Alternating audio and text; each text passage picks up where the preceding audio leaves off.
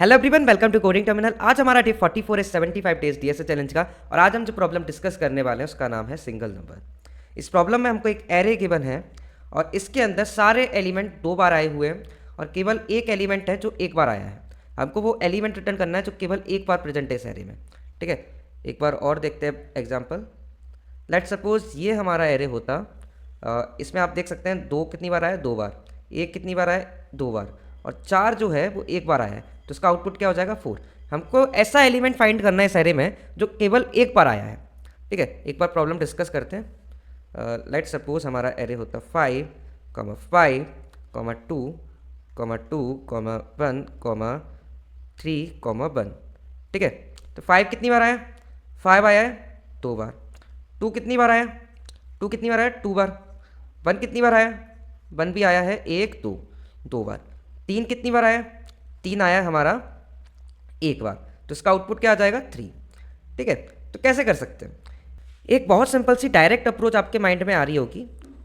क्या करते हैं, हम एक हैश मैप क्रिएट करते हैं और हैश मैप के अंदर हर एक एलिमेंट की फ्रिक्वेंसी स्टोर करा लेंगे। इस एरे के ऊपर आइट्रेट करेंगे। ठीक है, इस एरे के ऊपर अगर हम आइट्रेट करेंगे, इसकी इंडेक्स वैल्यू 0, 1, 2, 3, 4, 5, 6। ठीक है, तो कैसे करेंगे, 5 सबसे पहले हमको 5 मिलेगा। ठीक है, तो 5 की फ्रिक्वेंसी स्टोर करा ली 1।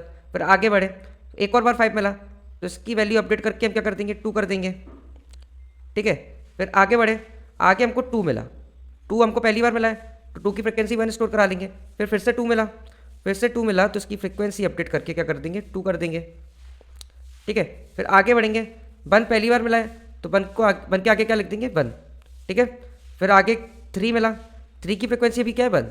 ठीक है, फिर आगे हमको 1 मिला, लास्ट में हमको क्या मिला, 1। 1 हमारे हैश मैप में पहले से प्रेजेंट है, तो क्या करेंगे, इसकी फ्रिक्वेंसी अपडेट कर देंगे, 2 कर देंगे। ठीक है, तो यहाँ पर मैं कर देता हूँ 2।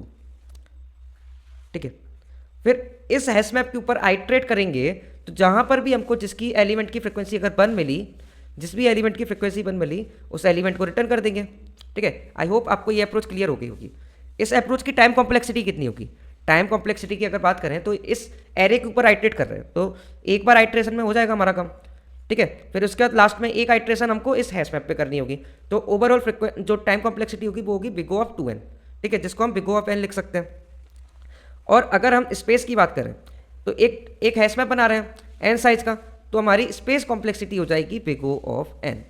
ठीक है, तो क्या हम इस प्रॉब्लम को बिना स्पेस यूज़ किए कर सकते हैं, क्या हम इस प्रॉब्लम को बिना स्पेस यूज़ करे कर सकते हैं क्या, यानी बिना हैश मैप बनाए कर सकते हैं, एक बार सोचते हैं।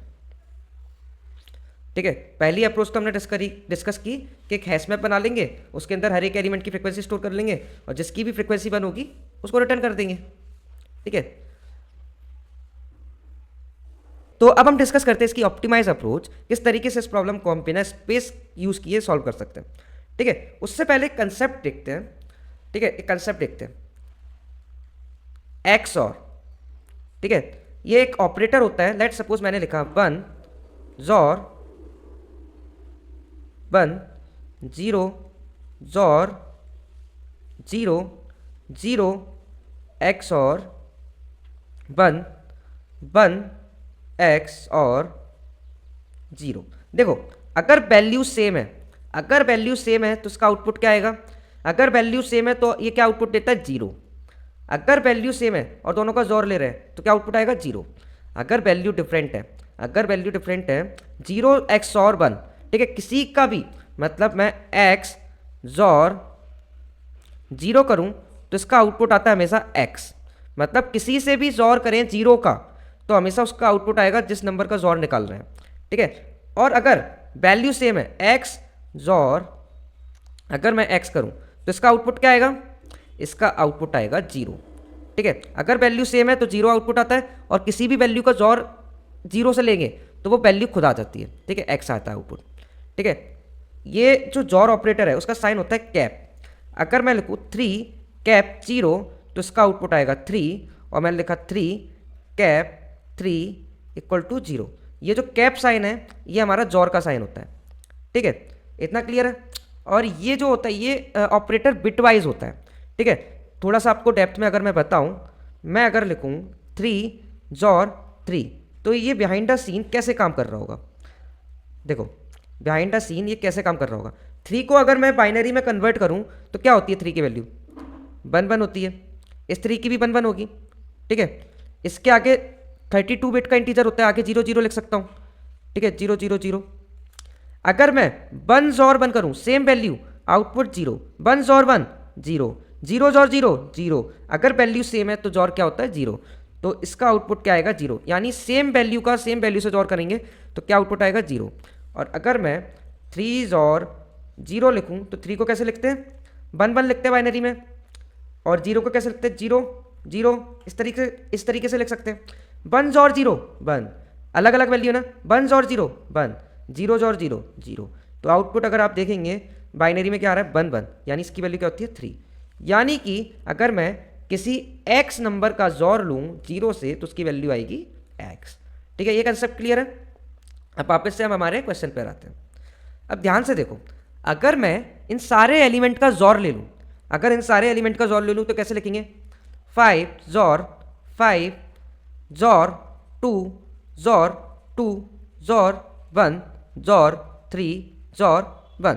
देखो 5 जोर 5 0, 2 जोर 2 0, जोर 1 जोर 3 जोर 1, ठीक है। 0 जोर 0 क्या होगा 0, 0 जोर 1 1 होगा, तो आखिरी में क्या बचा 1 जोर 3 जोर 1। 1 जोर 1 करेंगे, ठीक है, 2 1 है और एक 3 है, तो इसका 1 जोर 1 करेंगे तो क्या आएगा 1 जोर 1 का आउटपुट क्या आएगा 0, और आखिरी में 0 जोर 3 करेंगे तो क्या आउटपुट आएगा 3। यानी कि अगर सारे वैल्यू पेयर में प्रेजेंट है तो वो कैंसिल आउट हो जाएंगी, अगर सारी वैल्यू पेयर में प्रेजेंट है वो कैंसिल आउट हो जाएंगी। आखिरी में कौन बचेगा जो केवल एक बार प्रेजेंट होगा, ठीक है। आई होप आपको अप्रोच थोड़ी थोड़ी क्लियर हो गई होगी। एक बार कोड करके देखते हैं फिर डिस्कस करते हैं इस कैसे line by line code run हो रहा है, ठीक है। तो क्या करना है, हमको सारी वैल्यू का जोर लेना है। तो सबसे पहले एक वेरिएबल बना लेते हैं जिसके अंदर सारी वैल्यू का जोर लेंगे। Int x equal to starting में इसकी वैल्यू 0 ले लेते हैं, ठीक है। अब सारी वैल्यू का जोर लेने के लिए हमको पूरी एरे के ऊपर आइटरेट करना पड़ेगा। तो कैसे करेंगे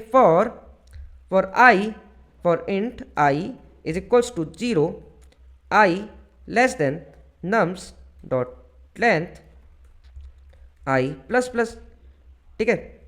अब इसके बाद क्या करेंगे, इसके बाद क्या करेंगे हम सबसे पहले पहली वैल्यू का जोर लेंगे किससे x के साथ, x इक्वल टू x जोर, जोर के लिए कौन सा साइन होता है कैप, ठीक है, x cap nums of i, ठीक है यहाँ तक।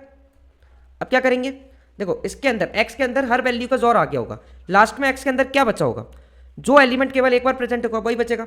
तो रिटर्न कर देंगे रिटर्न x, रिटर्न क्या करेंगे x। एक बार कोड चलाकर देखते हैं, ठीक है। एक्सेप्ट होके एक सबमिट भी करके देख लेते हैं, ठीक है। हमारा कोड सबमिट हो चुका है। फटाफट हम line by line code execute करके देखते हैं, ट्राई रन करके देखते हैं कैसे line by line code execute हो रहा है।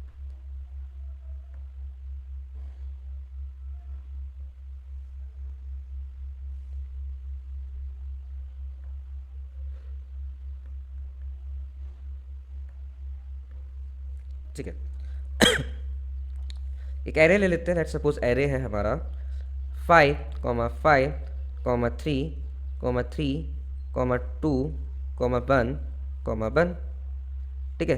लेट्स सपोज ये एरे है। तो सबसे पहले x इक्वल टू 0 इनिशियलाइज करेंगे, x इक्वल टू 0, फिर for int i is equal to 0 से नम्स डॉट लेंथ तक चलेगा। n की वैल्यू क्या है, n की वैल्यू इस एरे की लेंथ यानी 1 2 3 4 5 6 7, ठीक है 7 है। अब x इक्वल टू 0 है, सबसे पहले i की वैल्यू क्या होगी 0, ठीक है। तो क्या करेंगे 0th पोजीशन पर एक बार इंडेक्सेस लिख लेता हूँ 0 1 2 3 4 5 6। 0 इंडेक्स पर क्या वैल्यू प्रेजेंट है 5, तो x इक्वल टू x जोर 5 क्या हो जाएगा, x की वैल्यू 0 थी, 0 जोर 5 5 हो जाएगा, x की वैल्यू क्या हो जाएगी 5, ठीक है। अब i इज इक्वल्स टू 1 होगा, तो i इज इक्वल्स टू 1 पर क्या एलिमेंट प्रेजेंट है, i इज इक्वल्स टू 1 पर 5 पड़ा हुआ है, ठीक है। तो क्या करेंगे x इक्वल टू x जोर 5 इक्वल टू, पहले x की वैल्यू क्या थी 5 और अभी जोर कैसे कर रहे हैं 5 से, तो क्या वैल्यू हो जाएगी 0 हो जाएगी, x की वैल्यू क्या हो गई 0, ठीक है। अब i इक्वल टू 2 के लिए चलेगा, i इक्वल टू 2 पर क्या पड़ रहा है 3, ठीक है। तो x इक्वल टू क्या होगा x जॉर 3, अभी x की वैल्यू क्या है 0, यानी 0 जॉर 3 तो क्या हो जाएगी 3, ठीक है। i इक्वल टू 3 के लिए चलेगा, i इक्वल टू 3 पर क्या पड़ा हुआ है 3 पड़ा हुआ है, तो अभी x की वैल्यू 3 और 3 जॉर 3 करेंगे तो 0 हो जाएगा, तो x की वैल्यू हो जाएगी 0, ठीक है। अब क्या करेंगे, अब i की वैल्यू क्या हो जाएगी, i की वैल्यू होगी हमारी 4, i इक्वल टू 4 पर क्या पड़ा हुआ है 2, ठीक है। तो x की वैल्यू क्या हो जाएगी 0 जॉर 2, किसी भी वैल्यू का 0 से जॉर करने पर वो वैल्यू खुद आ जाती है, ठीक है। तो x इक्वल टू क्या हो जाएगा 2। अब i इक्वल टू 5 के लिए चलेगा, i इक्वल टू 5 पर पड़ा हुआ है 1, यानी कि x equal to x xor 1, ठीक है। x जॉर 1, x की वैल्यू क्या है 2, यानी कि इसको लिख सकते हैं 2 जॉर 1, इसकी वैल्यू अभी काउंट नहीं करते, 1 ऑटोमेटिकली कैंसिल हो जाएगा, अभी देखते हैं, ठीक है। i इज इक्वल्स टू 6 पर क्या पड़ा हुआ है, i इज इक्वल्स टू 6 पर पड़ा हुआ है 1, ठीक है। तो क्या करेंगे x equal to x xor 1, अभी x की वैल्यू क्या है 2 जॉर 1, ठीक है। 2 जॉर 1, उसका अभी एक और बार जॉर करेंगे जॉर 1, ठीक है। 1 जॉर 1 क्या हो जाएगा 0, ठीक है। तो क्या हो जाएगा 2 जॉर 0, इसकी वैल्यू क्या आ जाएगी 2, यानी कि आखिरी में हमको वो एलिमेंट मिल गया जो केवल एक बार प्रेजेंट था, ठीक है। इसका आउटपुट भी क्या आएगा, देखो 3 2 बार आया, 5 2 बार आया, 1 2 बार आया, यानी कि आखिरी में हमको वो वैल्यू मिल गई जो केवल एक बार आया, ठीक है। आई होप आपको प्रॉब्लम अच्छे से क्लियर समझ में आ गई होगी और किस तरीके से अप्रोच किया इस प्रॉब्लम को ये भी समझ में आ गया होगा। और इस कोड की टाइम कॉम्प्लेक्सिटी क्या होगी, टाइम कॉम्प्लेक्सिटी की बात करें तो हम सिंपली इस एरे के ऊपर आइट्रेट कर रहे हैं, तो टाइम कॉम्प्लेक्सिटी हो जाएगी बिग O ऑफ n, ठीक है। स्पेस कॉम्प्लेक्सिटी क्या होगी, हमने कोई भी एक्स्ट्रा स्पेस यूज़ किया है क्या, नहीं किया, तो स्पेस कॉम्प्लेक्सिटी हो जाएगी बिग O ऑफ 1, ठीक है। तो आपको अच्छे से समझ में आ गया होगा सॉल्यूशन। तो फिर मिलते हैं अगले वीडियो में। Thank you so much guys for watching this video, thank you so much.